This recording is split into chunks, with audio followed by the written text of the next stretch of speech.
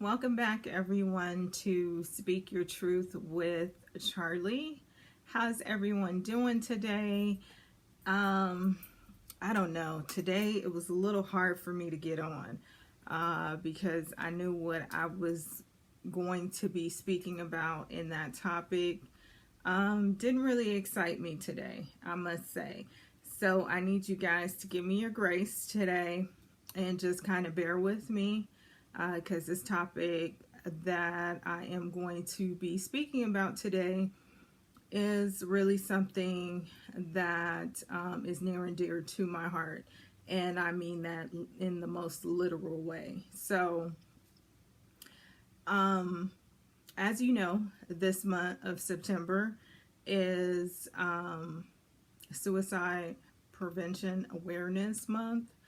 And because it is that month, it got me to thinking about some of my real life situations that I had to deal with. And I want to be as transparent and as direct and real as I could be with each and every one of you, because I think this experience, this traumatic experience that I experienced, is something that may be able to help someone out there in YouTube land, okay?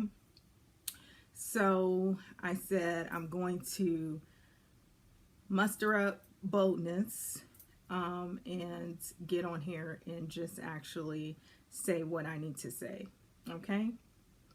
So, suicide is definitely real. It's people that are dealing with mental health and depression, excessive depression, that gets them to a point of suicide, okay?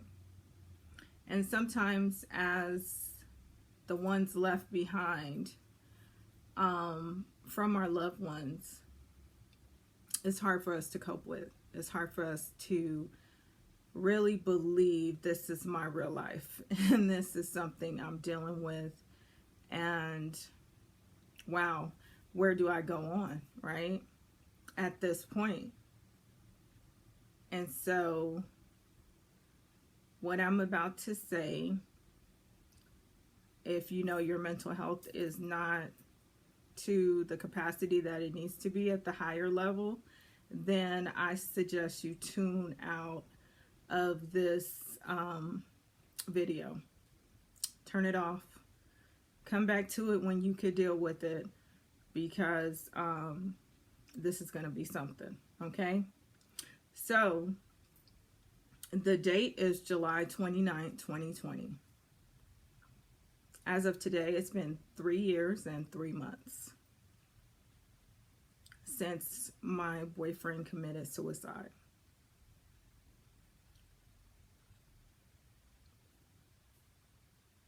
And it really doesn't seem like it's been that long, you know?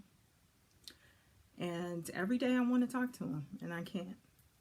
And so you deal with that side of it, you know? Being the one that's left behind.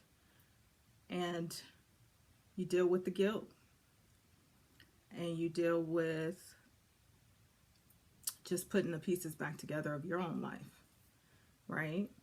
And so I have 2 daughters, and they knew, I'm gonna call him Jay in this video, they knew of Jay and knew of our relationship and talked to him several times. And so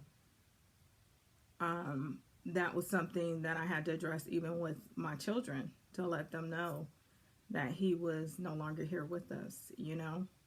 And so that is something when you have been planning your life with someone and now they're gone. And for me, it was, I'm a Virgo, so you know, we always want to put things in their perspective, like, what could I have done? What didn't I do? Did I see any signs? could I ask more questions? The day that Jay actually committed suicide, we talked that whole morning. We talked that morning for about 3 or 4 hours, honestly. And we did video calls, and we were laughing and talking and planning on actually meeting up that day. And I remember that day so well because my daughter, my oldest daughter, she had to go pick up her cap and gown that day. And so that was what I had told Jay, you know, I have to do. He said, well, I'm taking off of work today. I got the whole day. I want to see you. And I'm like, okay, great. So as soon as I'm finished with my oldest daughter and making sure that she gets her cap and gown for graduation, I'll call you so that, you know, he could come out here where I live, because he lived in LA and I live here in Apple Valley. So we were going to meet up here, you know, and that was the plan. So as we went to my daughter's school, got her cap and gown and everything, she went through her rehearsal, she took the picture she was going to take, and we did all that. And I want to say it was about 1, 2 o'clock when I was finished, and I called Jay. He didn't pick up. I texted him. I was like, babe, are you okay? Call me back. I'm done with Kay, so we can meet up. Now, the last conversation we had, he said he was going to get in the shower and start getting ready. So I was like, okay, cool. But every time I called, he wasn't picking up, and he wasn't returning my call like he normally does. So I was like, wow, this is odd. I believe it was about 6:30 that evening is when I got a call from his friend and someone that I knew as well because we went to school together. So she called and she asked me if I was sitting down. I instantly knew.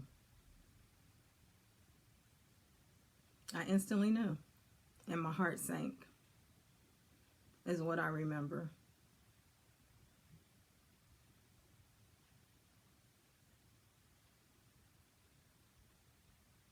And then she went on to tell me that he committed suicide. And I'm like, no, why? And I instantly started crying. Instantly.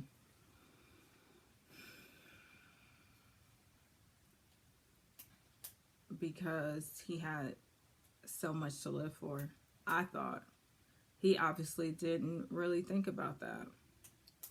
But that's what I instantly thought about, was he had so much to live for. He always had a smile on his face. He always smelled good.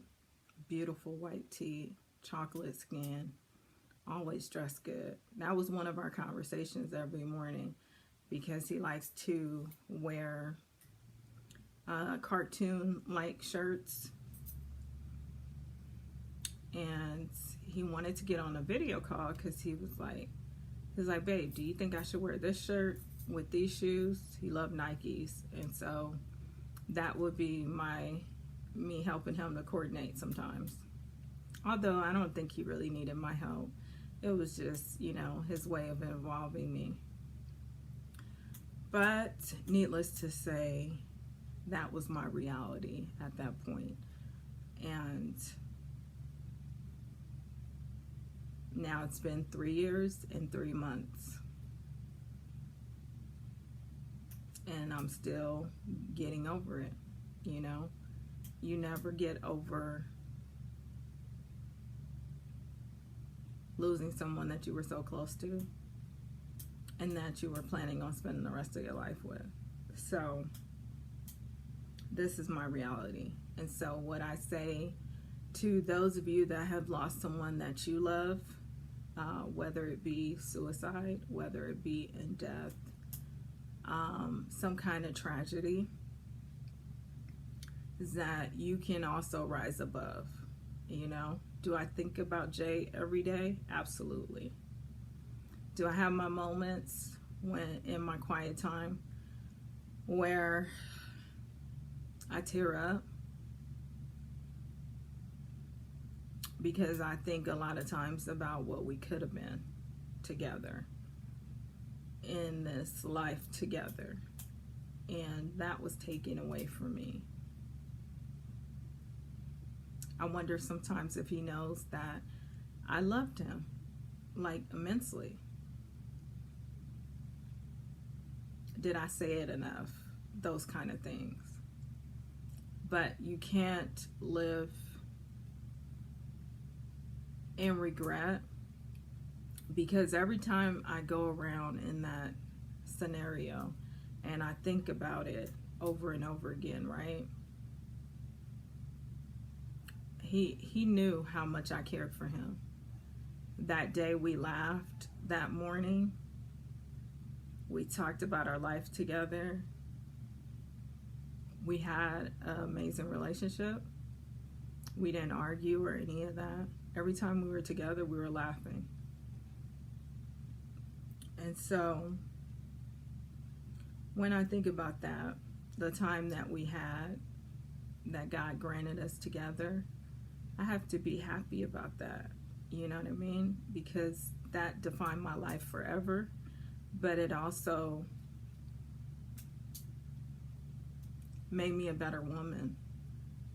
And even though I don't have him now, I did have those moments, and I'm happy that I got those moments with him, right? So going forward, I want my life, right? I'm happy for the life that I have, the life that I will have one day as a grandma with my children. I'm happy that I'm here, right? And so I have to move on. I didn't choose not to be here. I chose to be here. So I'm here. And we all, as adults, we make our choices, right? And Jay, unfortunately, made his choice. And that's what it is. I can't read into that. Because, honestly, I would go crazy trying to figure out what he was thinking in that moment. What was really going on that he wasn't telling me. That would make me crazy. And I'm here, and I don't want to be crazy. Honestly, you know? And so I know that my life has a purpose, right? And somebody needed to hear this today, but even more so, someone is having the same feelings that I'm having. And, you know, this could be like your therapy for both of us, you know? And let me just say, too, you hear me laughing, that's because mainly I don't want to cry. And I want to cry on camera, right? So I'm trying to hold that in. So sometimes that's like a nervous laugh. It's not because of the situation, because I'm deeply saddened by this whole situation that I had to experience. It was super duper traumatic for me. And for a long time, I couldn't believe this was my life. But now it's 3 years past and 3 months. And I remember that day like it was yesterday, July 29, 2020. I remember the phone call. I remember what I was doing when I got the phone call. I remember that heart-sinking feeling. But a lot of times I don't want to go to this place. I don't like being there. So, those of you that feel like you're in the place that Jay was in, right? Where you might not know the answers. You might not know what you're going to do, how you're going to get out of whatever situation you're in. You're in a deep depression. Because in order to do that, you have to be in a deep depression, right? So let me tell you, there's a National Suicide Prevention Lifeline. It's 800-273-8255. I'm going to also put it in the description box. If you need to talk to someone, please talk to someone before you do something that you can't reverse. Talk to someone, please. I beg of everyone that's listening to this video, please talk to someone. Because you don't want to leave a loved one dealing with the circumstances of you being gone like I have to deal with for the rest of my life. I'm never going to forget that. I never endured someone taking their life, and someone that I was so close with. So trust me, please don't do that to your family. Don't do that to your significant others. Don't do it to your children. This is not a nice place to be. Please call the Lifeline. 800-273-8255. The Suicide and Crisis, I guess, hotline number. Well, you know, like how you would have 911. Now it's the Suicide and Crisis number, and it's 988.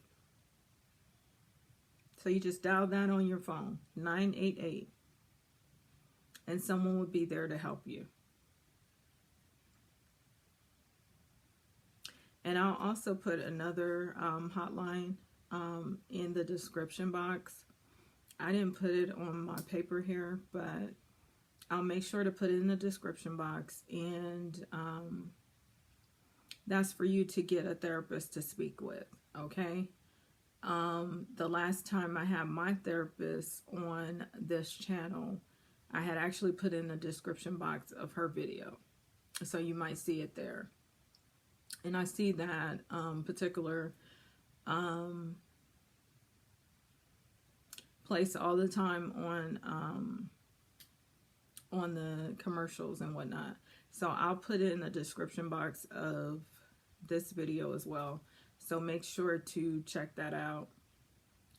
But again, this month is Suicide Prevention Awareness Month. And so I'm wearing my bracelets in support of that. And these bracelets I have on my Enhance Your Charm with Charlotte. That's actually a Facebook, I call it my Facebook VIP group page. And so I'll also put the description box for that so that you could be able to get one of these bracelets. Each one of them, I'm selling them for $350. And this is the white with the teal and the purple and also black. And then this is the purple and teal with the white writing. Okay. And basically it says, I wear teal and purple for people who meant a lot to me. Every time I look at this, it makes me think of Jay. So if you have a loved one that is no longer here, you can get this in memory of them as well. And I'm not to the point yet, even though I've talked to my therapist, I'm not to the point where I can completely open up about this, you guys. And I hope what I was able to open up about was helpful for you. But this really takes me to a lonely, dark place, you know. And so I don't like to be there, but my ultimate goal in doing this video was to help someone to think about not making that choice, not taking their life. And if one person I can help not to do that, then I accomplished my goal. Okay? So I'm going to go ahead and wrap this up. And like I said, I will put those things in the description box. And I hope you guys have an amazing rest of your Wednesday. And I thank you for just listening. And until next time, thank you guys for all of the Speak Your Truthers for joining me. Please make sure to put anything that you want to say in the comments and I will respond, okay? And if it's something I don't know, I will research it so that I could give you accurate information, okay? So I'm going to go ahead and sign off. I am Charlie, everyone. You have an amazing evening, and until next time.